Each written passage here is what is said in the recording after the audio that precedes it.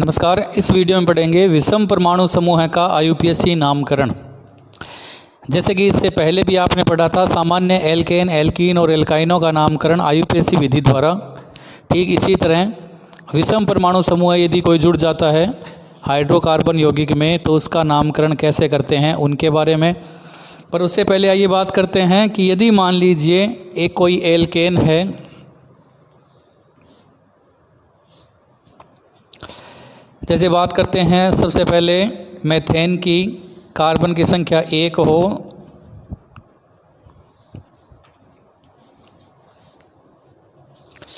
तो ये मेथेन,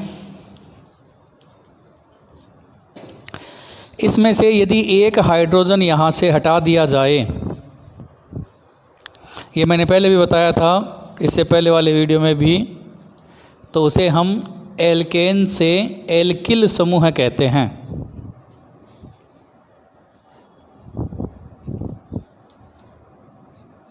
ये संयोजकता खाली रह जाती है और यहाँ पर कोई भी अन्य परमाणु हाइड्रोजन के अलावा अन्य परमाणु जोड़ दिया जाता है, जिसे हम कहते हैं विषम परमाणु समूह। इसके अलावा यहाँ जोड़ने के लिए जो समूह हैं विषम परमाणु समूह हैं, जैसे कि क्लोरीन, फ्लोरीन, ब्रोमीन, आयोडीन इत्यादि जोड़ सकते हैं, या नाइट्रो समूह भी जोड़ा जा सकता है। तो ये एक हाइड्रोजन को हटाकर उसकी जगह यदि कोई अन्य समूह जोड़ते हैं उसे हम कहते हैं विषम परमाणु समूह है। ये तो थी विषम परमाणु समूह है कौन से होते हैं और हाइड्रोजन की जगह जुड़ते हैं। तो एल्केन से एल्किल बनता है और उसका नाम आईयूपीएसी विधि से किस प्रकार दिया जाता है, तो उसके लिए देखें।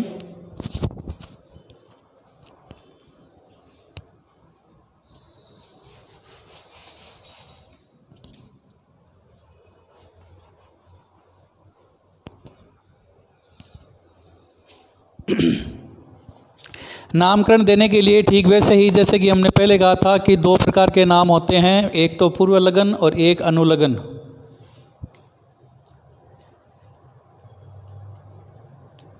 यदि वह हाइड्रोकार्बन जिसमें विषम परमाणु समूह जुड़ा है तो उसका पूर्व लगन जो होगा वो उस समूह के आधार पर होगा। जैसे यदि मान लीजिए फ्लोरीन यदि जुड़ा है तो उसका पूर्व लगन हो जाएगा फ्लोरो।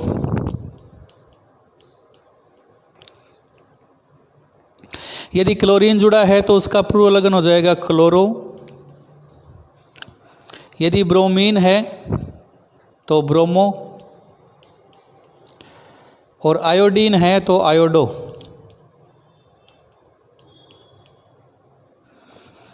और यदि नाइट्रो है तो नाइट्रो। ये इसके पूर्व लगन यानी कि पहला नाम हो जाएगा जो समूह जुड़ा है। दूसरा है अनुलग्न, और अनुलग्न में हमेशा एल्केन का नाम लिखते हैं। यदि फ्लोरीन जुड़ा है मेथेन के साथ तो उसका हो जाएगा फ्लोरोमेथेन।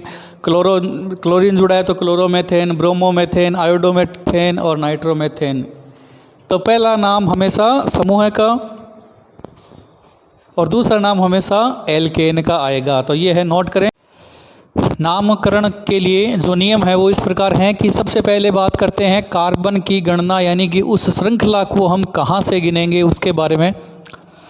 यदि आपके पास कोई सूत्र या संरचना दी हुई है तो हम कार्बन की गणना उस तरफ से करेंगे जहाँ से विषम परमाणु समूह है अधिक पास में हो, यानी वहाँ से हम काउंट करना शुरू करेंगे। उसके बाद है दूसरा नियम, यदि विषम परमाणु समूह एक से ज़्यादा हो, यानी कि एक ही हाइड्रोकार्बन में क्लोरीन भी जुड़ा हो, ब्रोमीन भी जुड़ा हो, आयोडीन भी जुड़ा हो, फ्लोरीन भी जुड़ा हो, यानी एक से अधिक विषम परमाणु समूह जुड़े हो तो क्या करें। तो उसके लिए देखें, यदि समान हैं यानी क्लोरीन ही क्लोरीन 2 बार 3 बार 4 बार जुड़ा है तो उसके लिए नामकरण दें। देखिए यदि 2 बार जुड़ा है तो डाई नाम लगाएं यानी डाई क्लोरो, 3 जुड़ा हो तो ट्राई क्लोरो, और 4 यदि क्लोरीन जुड़े हो तो टेट्रा क्लोरो लगाएं। और यदि मान लीजिए समूह अलग अलग हो, जैसे एक हाइड्रोजन, एक ब्रोमीन हो, एक क्लोरीन हो, या फिर एक फ्लोरीन हो, या एक आयोडीन हो, या नाइट्रो हो, अलग अलग हो, तो उसके लिए फिर अंग्रेजी वर्णमाला यानी कि अल्फ़ाबेट के हिसाब से नाम लिखें। सबसे पहले अल्फ़ाबेट के हिसाब से जो नाम आएगा वो लिखा जाएगा। जैसे यदि मान लीजिए क्लोरीन जुड़ा है, ब्रोमीन जुड़ा है, तो इनमें से बी पहले आता है सी से, इसलिए ब्रोमीन का नाम पहले लिखा जाएगा, उसके बाद में क्लोरीन का लिखा जाएगा। तीसरा नियम, नामकरण से पहले संख्या लिखते हैं, यानी कि यदि समूह ज़्यादा हो तो कितने हैं तो उनकी संख्या लिखते हैं कि किस कार्बन पर वो हैं, और कार्बन की गणना हम पहले नियम के अनुसार करेंगे।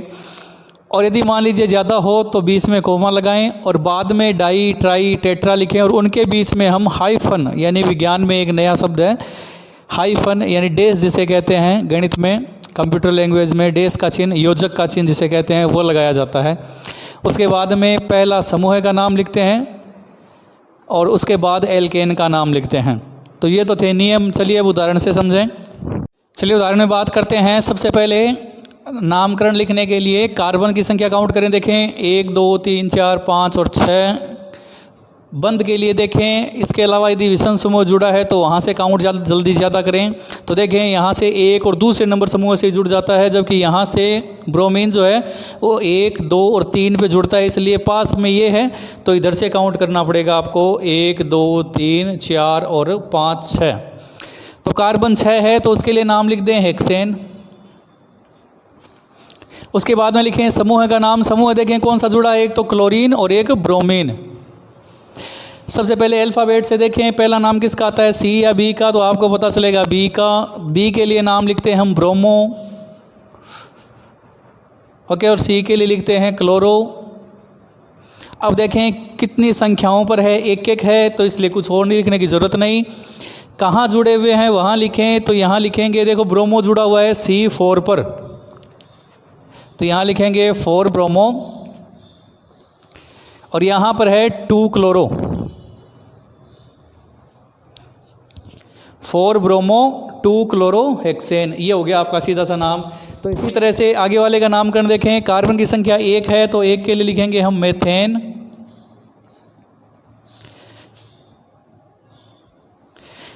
फिर है ब्रोमीन समूह है जुड़ा हुआ तो लिखेंगे उसके लिए ब्रोमो। ब्रोमीन जुड़े हुए हैं 1 2 और 3 तो लिखेंगे 3 ब्रोमो के लिए लिखते हैं हम ट्राई ब्रोमो। और जुड़ा हुआ कहाँ है, 1 पे ही है, पहले कार्बन पे ही, तो इसलिए लिखेंगे 1। अब 1 के लिए ट्राई लगा नहीं सकते इसलिए 3 बार है 1 1 और 1 1 1 1 ट्राई ब्रोमो मेथेन। ये है 1 1 1 ट्राई ब्रोमो मेथेन। तो ये है नामकरण। चलिए बारी है होमवर्क की। ये है होमवर्क। पहला सवाल है IUPAC नाम लिखना है आपको, संरचना दी हुई है, और दूसरा है संरचना बनानी है जबकि नाम दिया हुआ है।